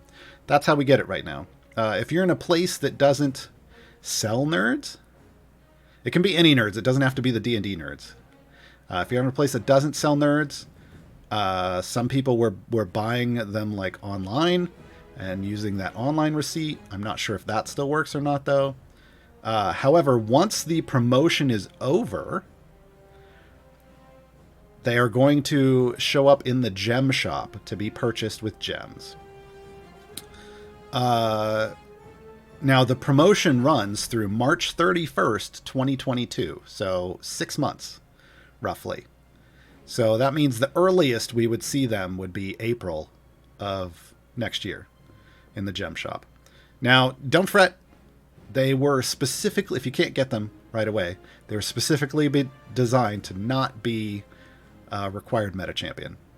They don't qualify for any patrons.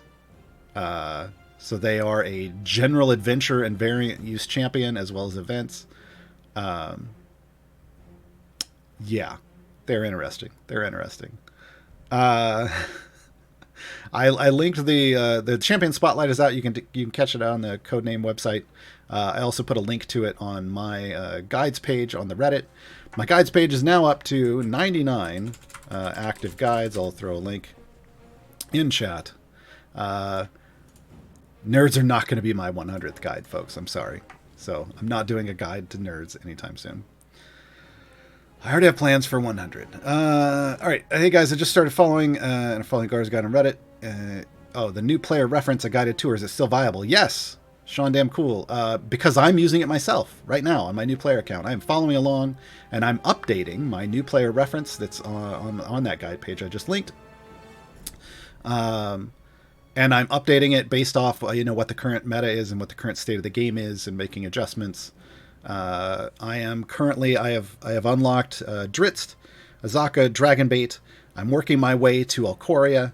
I have Mert and Vajra as patrons, and I have my first Modron core. So I'm doing all of those things, and I'm updating stuff. So everything should be updated through that, but not anything from unlocking Alcoria on is not updated yet, but it will be soon. Avon or Warden? Yes. Kenny McSparkles. Yes. If you're going to pick one, Avon. However, Warden has a debuff that lingers, which means you could stack Warden's debuff and then swap Avon in and get the benefits of both. Brian Kazuzix. I probably butchered that. Do any characters have 20 con yet? I want to say Krull does. No, Krull has 20 strength and 20 wisdom. My bad. 20 con. Torrigar, maybe? Hold on. Let's go look at Torrigar. Where's the big boy? No, 23 strength, 14 con. I don't know now. I don't know. I don't know. I would have thought one of those did, but I don't know. I don't track that as much as I could. Can you demonstrate the Strix Comp? Oh, let's talk about Strix real quick, because this is multiple champions. Or multiple questions are about Strix. Are there other codes like this for Strix? Where can I find them? To Archon, to one Archon. Those codes are all tracked in the Discord. I don't know that there's any active ones currently other than the Strix one. So let's bring in Strix. Let's pull out some of these champions, because we're getting complicated here. We're getting a lot of complications. All right, so Strix. You can unlock Strix right now, putting that code in. Strix is from the Waffle Crew. Dice Camera Action, no longer a show. But that Strix, she does have a skin. It's the bee stinger skin that's unlocked through certain stuff. Strix throws a fireball with some AoE damage. And her staff, her polymorph ultimate, lets her changes the amount of damage and changes her basic attack. And there's 3 different options. You can find all of this information in my guide. The big thing she's known for is poor hygiene. Enemies approaching the formation take more damage due to Strix's unique odor. What happens is you will see... Hold on, let's pull these out. You will see them get this little stinky debuff. There it is. It's the little green coming off of them. That means they're debuffed. So if they don't have that on them, if they're sitting outside throwing stuff from ranged, they don't work well. They have to be close to the formation. They have to be close to the formation, or she doesn't get that debuff off. So that means she is best used against things that will come all the way up to your formation. If you run against stationary bosses, she doesn't work. She doesn't work. So she doesn't really work. I mean, she just works straightforward as a champion. But poor hygiene, which is one of the bigger parts of her kit, does not work against like the drow or spider boss in this event. Death ward: if a champion within 2 slots of Strix is about to be killed, Strix revives them at 50% of the max health and takes 50% of her max health and damage once every 30 seconds. That's not a big deal, but you know it exists. Haunted increases the damage of all champions by 100% for every champion death in the formation while Strix is in it, with stacks persisting until you reset. So this is what people were talking about stacking. You really do just want to kill off. You want to, at your wall, run them into the formation and let the formation die over and over and over again. Just put Strix in the back and let her die last, just to make sure you're getting all that credit. And then do it over and over again and stack. You can stack up lots of buffs. I mean, eventually there's diminishing returns, but you can stack up pretty big buff. People do it. Her specs are fireballs. This is kind of the DPS one. Well, it's supposed to be the DPS one, but here's the problem. It is for burst damage. If you just need to do the most damage possible straight up, it does it. The problem is that it slows her cooldown by 2 seconds and increases her damage by 300%. This isn't great for your bud. It could make your bud go down, because bud is a factor of damage and your base attack speed. So keep that in mind. Echoes of the Past will boost Strix's haunted ability. So if you're stacking haunted, here you go. And then Smelly Lunch. This is the one I usually choose because it doubles the effect of poor hygiene. So I usually go straight with that. And then we look at... Oh, that's it. Yeah.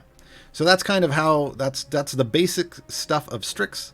You're either throwing off... You're moving off of poor hygiene, or you're stacking haunted along with it. I will say... I use Strix on my new player account. I had her for a little while. I got her in one of my natural time gates. I use Strix and Crawl. I like that combination because Strix, AoE, pop, plus a debuff. Crawl, and you need things close. Crawl wants them to, like, he's going to build up stacks slowly over time, which means you're going to end up with all your close enemies.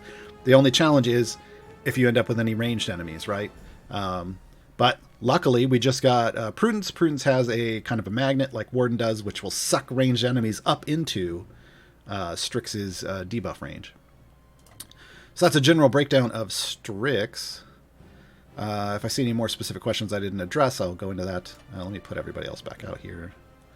Oh, yeah, well, dang it. There we go. Ablitz, is this game playable without spending money? Absolutely. Absolutely. Everything in this game is achievable without spending money. Money in this game either gets you cosmetics, quality of life, so automation in terms of the familiars, like more familiars to put out, or it just speeds up your progress in the sense that you get power faster, right? So things like GEs, chests, champions. All the champions are unlockable in the game just by playing the game. Nerds being the current exception, but again, it will eventually be in, and they're not really a meta champion. But they will show up in the game for gems eventually. Basically everything that they add to the game eventually shows up to be earnable in terms of progress-based stuff. So all the campaigns are just, everything's free to play. In fact, on my new player account, I do it fully free to play. I was gonna test Spurt. Where's my boy? Where's my boy Spurt?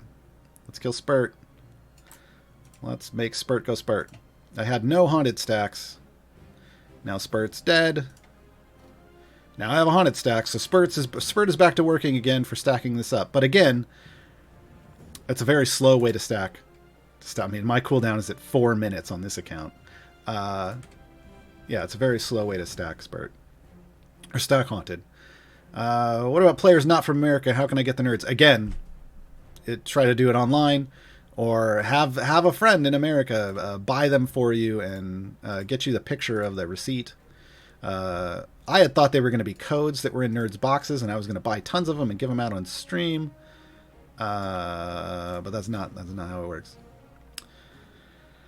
I'm new. What's a Gaarawarr's guide code? It's basically just a code that's going to get you a chest in game. I'm sure somebody already told you about that.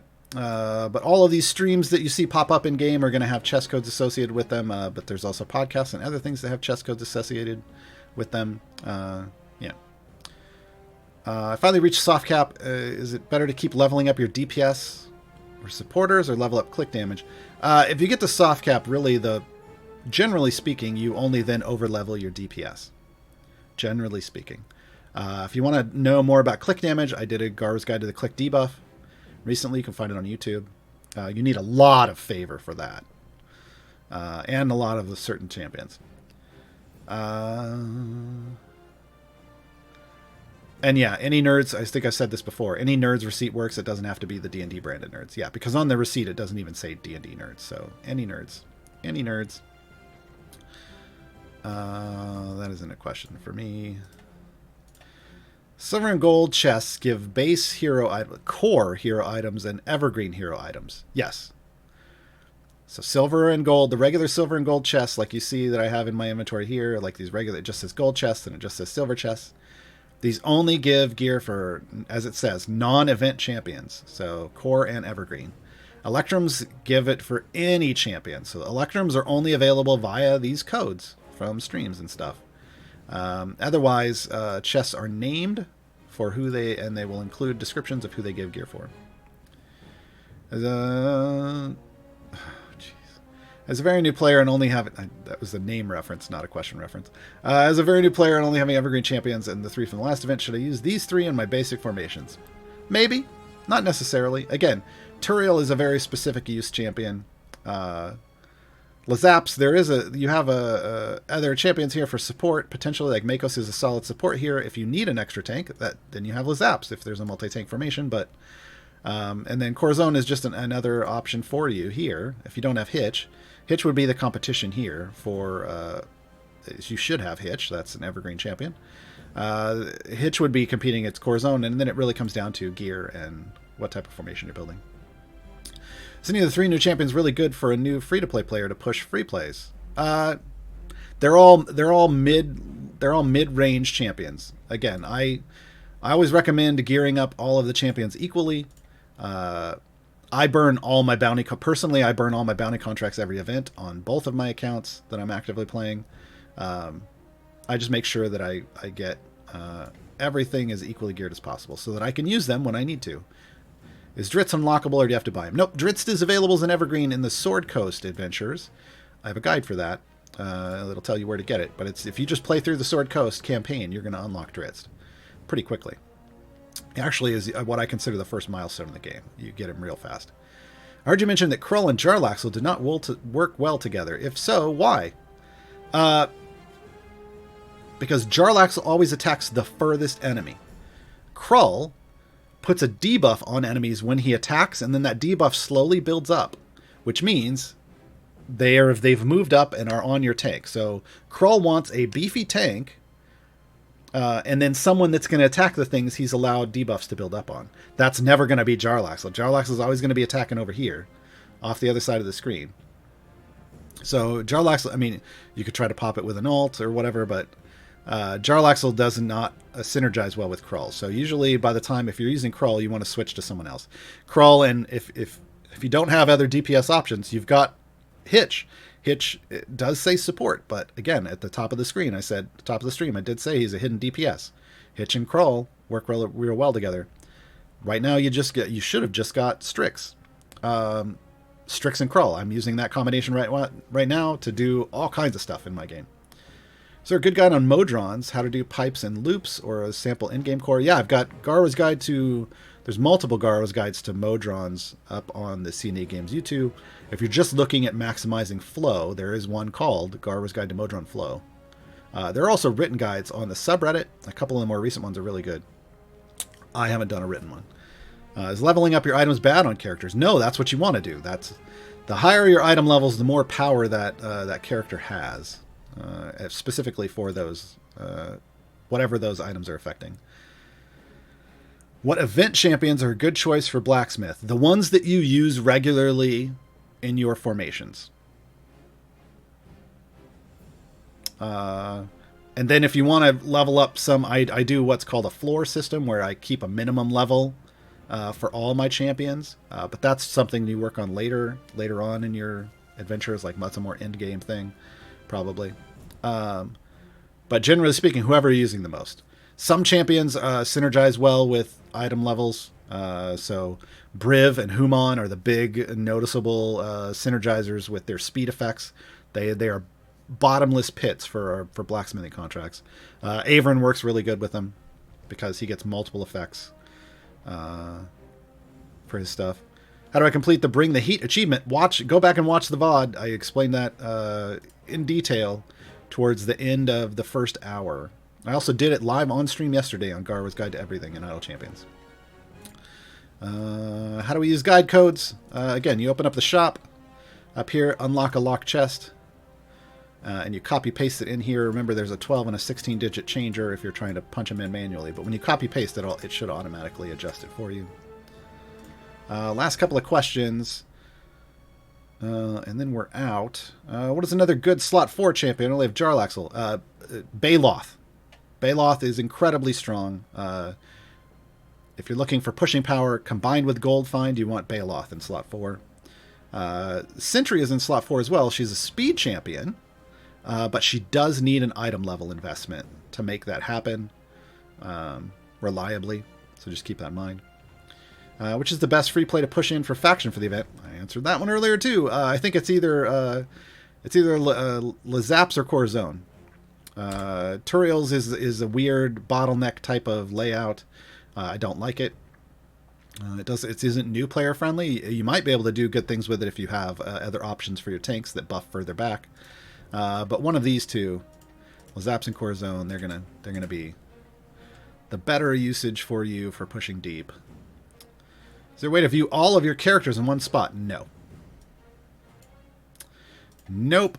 Not in game. There are some fan sites that'll let you review everything, but there's no real way. You have to. Even right now, I'm using the options in the settings that have narrow bench boxes, so that I can see all 12 of them, all 12 benches here at once. But I can't see. You have to open each one to see what you got. That's the only way to do it. Even if you were to look in a time gate, like if I were to come over here and look at a time gate.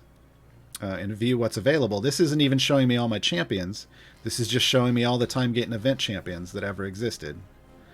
If I open a blacksmith contract, that's only showing me champions that I have 6 pieces of gear, like 1 piece of gear in all slots, so 6 pieces of gear in. And if you have a newer champion, they just might not show up. So really, this is the only way to truly see all your champions, is to click all the little swippy swap buttons. And review all of them in game in a run. Yeah, Loki. It doesn't always work. Doesn't always work. Collections isn't so. On some platforms, you can look in collections and you can scroll through all the champions. The thing is not all platforms have collections, so that isn't a viable option either. That isn't really a viable option either, unfortunately. So that's it, folks. That's it for Gaarawarr's Guide to Brightswords Year 4. Stay tuned. More streams coming this next week. Remember, Monday is a holiday for both us and our CNE friends. So there will be, I don't believe there's any streams on this channel on Monday. So that will be Tuesday, meaning that's when we come back for streams. Let me just double check. Yeah, Tuesday stream should kick off with Champions of Psychology now at noon Pacific. They adjusted their schedule, so if you remember, I used to stream at noon Pacific in between the two shows. Now I do my stream on my channel, twitch.tv/Gaarawarr. Idle Chatter, I do that after Bardic Inspiration. So once Bardic Inspiration is done on Tuesday, come hang out with me.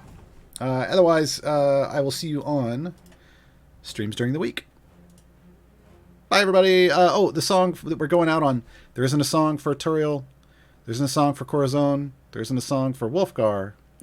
So I did a throwback to another one, because we hadn't heard Lizap's song in a while. I'm doing a throwback to another one we haven't heard in a while. This is going to be for Esmeralda. Have a great weekend, everybody. Stay safe. Bye.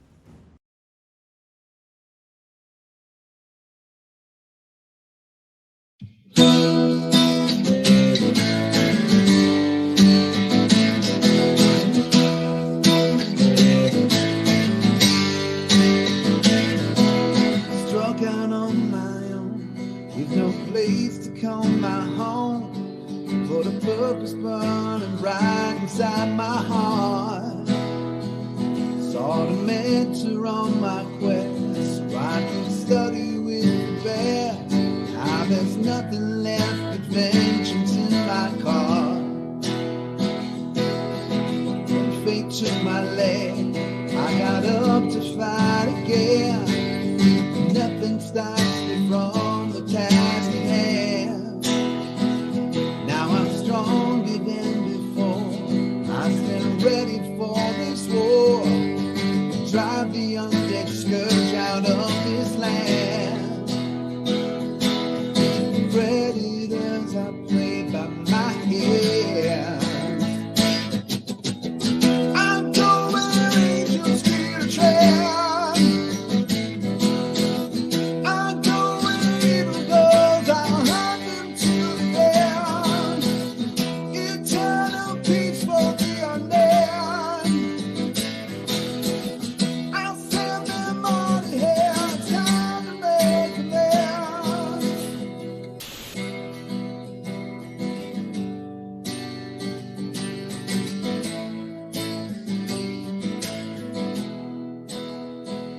Stalking monsters all alone in this dread domain I roam.